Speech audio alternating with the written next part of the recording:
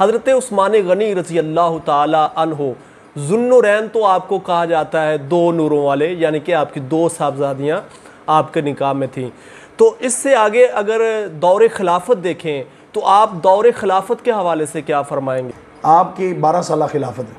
سبحان اللہ. خلافت میں سب سے عظیم کام جو ہے وہ آپ کے القاب سے آپ جو ملقب ہوا، آپ کا لقب وہ ہے جامع القرآن. سبحان اللہ. کیا قرآن شریف کی بہترین تدوین جو ہے نا، اس کو جمع، یہ پہلے جو تھا نا قرآن شریف جی وہ پہلے اس ترتیب سے نہیں تھا کہ چونکہ نازل ہونے والی جو ہے وہ سب سے پہلی آیا کریمہ وہ اقرأ بسم ربک الذی خلق ہے. جی جی.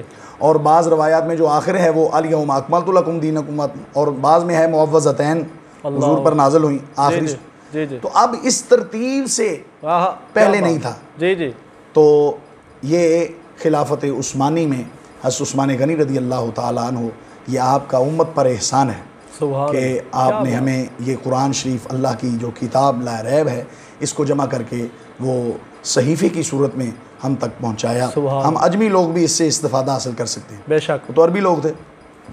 تو کریم آقا صلی اللہ علیہ وآلہ وسلم کے آپ کے خلیفہ ثالث حضرت عثمان غنی رضی اللہ تعالیٰ عنہ، ایک تو جامع القرآن کہ آپ نے قرآن شریف کو جمع کیا، اور دوسرا جو خلافت حضور کی الگ ترتیب چل رہی تھی جس پر ابوبکر صدیق رضی اللہ تعالیٰ عنہ کار بند رہے، جس میں سیدنا عمر فاروق رضی اللہ تعالیٰ عنہ، اسی پر سیدنا عثمان غنی ذوالنورین رضی اللہ تعالیٰ عنہ آپ نے بھی اس خلافت کو برقرار، اور بلکہ آگے، اور جو میں نے حدیث شروع میں پڑھی تھی حضور نے فرمایا تھا علیکم بسنتی وسنت الخلفاء الراشدین المہدیین، فرمایا میری سنت کو بھی لازم پکڑو. اور یہاں بڑا خوبصورت جملہ آ گیا ہے، اگر آپ اجازت دیں تو چونکہ ہم اہل سنت و جماعت ہیں اور مسلک کی اشاعت کرنا ہی ہماری ترویج ہے.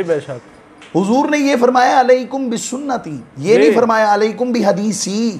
ٹھیک ہے، میری حدیث کو لازم پکڑو، فرمایا میری سنت کو. اسی لیے ہم نے اسی سنت سے اسی کو لازم پکڑتے ہوئے ہم نے مذہب بھی اہل سنت و جماعت رکھا ہے. ہمارا مسلک بھی اہل سنت اہل حدیث نہیں ہے، کیونکہ حدیث کوئی مسلک نہیں ہے، کیونکہ حدیثیں بڑی ہیں. یہ بات اور طرف چلی جائے گی، لیکن اشارہ میں کرتا ہوں سنت کو لازم پکڑو. سبحان اللہ. اور اکیلے میری نہیں، فرمایا وہ سنت الخلفاء الراشدین المہدیین. جی جی جی. میرے خلفائے راشدین کو، ان کی سنت کو بھی لازم پکڑو. ماشاءاللہ. جیسا کہ دیکھو ہم 20 تراویح ہم پڑھتے ہیں، اس کی جماعت ہے. جی جی. تو جماعت تو فاروق اعظم دور فاروقی میں ہوئی.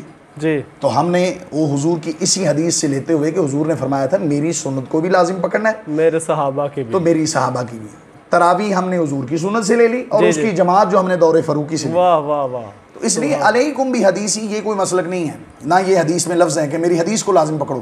اس لیے جو لوگ کہتے ہیں جی اہل حدیث ہیں یا اس مسلک کا سلسلہ کرتے ہیں، ترویج و اشاعت کرتے ہیں، یہ وہ اپنے ہی زوم میں مبتلا ہیں. جبکہ حضور نے سنت کا لفظ واضح ارشاد صریحاً ہے نص، فرمایا میری سنت کو لازم پکڑو اور میرے خلفائے راشدین کو بھی سنت. تو حضرت سیدنا عثمان غنی رضی اللہ خلفائے راشدین میں سے ہمیں آپ کی بھی سنت کو لازم پکڑنا پڑے گا، لیکن اس سے پہلے سرکار کی سنت کو ہم نے مقدم رکھنا ہوگا.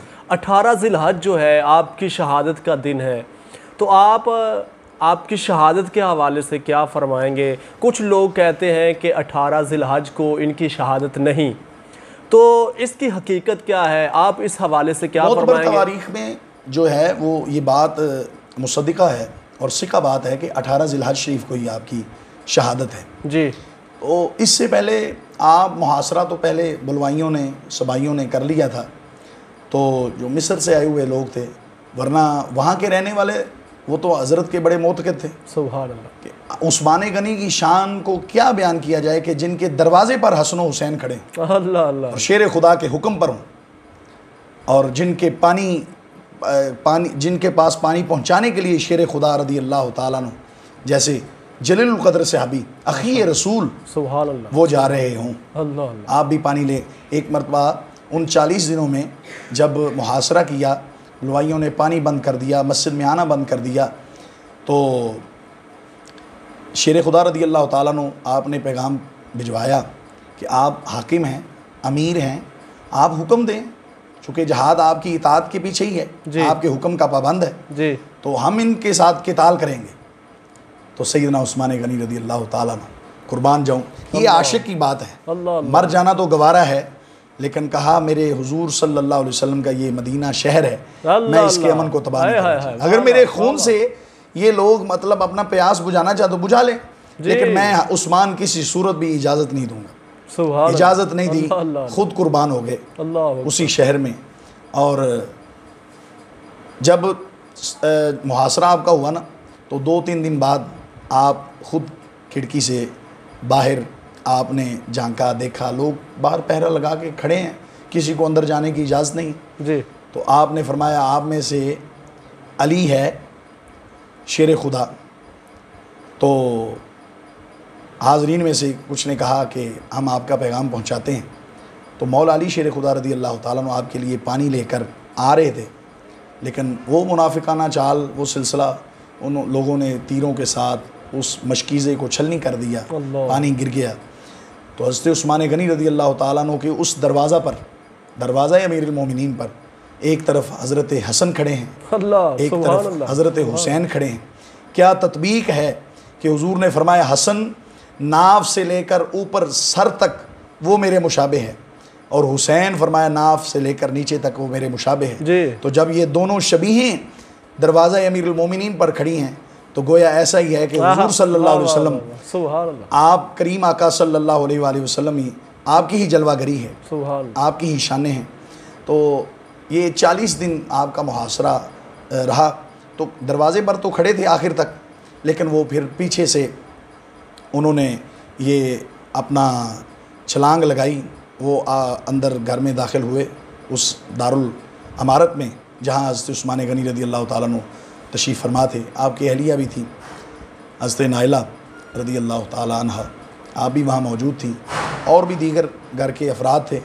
تو منافقوں نے آ کر، بلوائیوں نے آ کر جب حملہ کیا تو آپ قرآن شریف کی تلاوت کر رہے ہیں۔ اللہ اکبر۔ قرآن شریف کا پہلا سپارہ ہے اور آخری صفحہ ہے، اس کی آیت ہے فَسَيَكْفِيكَهُمُ اللَّهُ وَهُوَ السَّمِيعُ الْعَلِيمُ۔ اس کا ترجمہ ہے کہ بس اللہ کافی ہے۔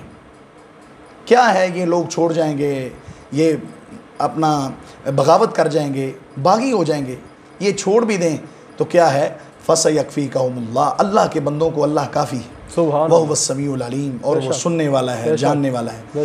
تو روایات میں آتا ہے کہ جب حملہ آپ پر ہوا تو آپ کے خون کا قطرہ اسی آیہ کریمہ پر گرا، فَسَيَكْفِيكَهُمُ اللَّهُ وَهُوَ السَّمِيعُ الْعَلِيمُ۔ شہید ہونے سے پہلے آپ نے یہ ان کے ساتھ اپنا پیغام ناصحانہ ان تک پہنچایا، کہا کہ میرے جو ہے نا وہ مجھے قتل نہ کرو، میرے خون سے اپنے آپ کو جو ہے نا وہ اپنے ہاتھوں کو میرے خون سے نہ رنگو۔ جی جی۔ کیوں؟ اگر مجھے قتل کر دیا تو پھر امن و امان اٹھ جائے گا، آپ پھر قیامت تک کبھی اکٹھے ہو کر کفار کے ساتھ لڑ نہیں سکیں گے۔ جیسی جیسی سازشیں ہو چکی ہیں یا ہو رہی ہیں، یہ آپ کی نگاہ دیکھ رہی تھی۔ تو دیکھ لیں اس وقت سے لے کر آج تک کیسا شیرازہ بکھرا ہوا ہے۔ شیرازہ ہوا ملت مرحوم کا ابتر، کلندر فرماتا ہے نا اقبال، شیرازہ ہوا ملت مرحوم کا ابتر، اب تو ہی بتا تیرا مسلمان کدھر جائے۔ اللہ اکبر۔ شیرازہ بکھرا ہوا ہے۔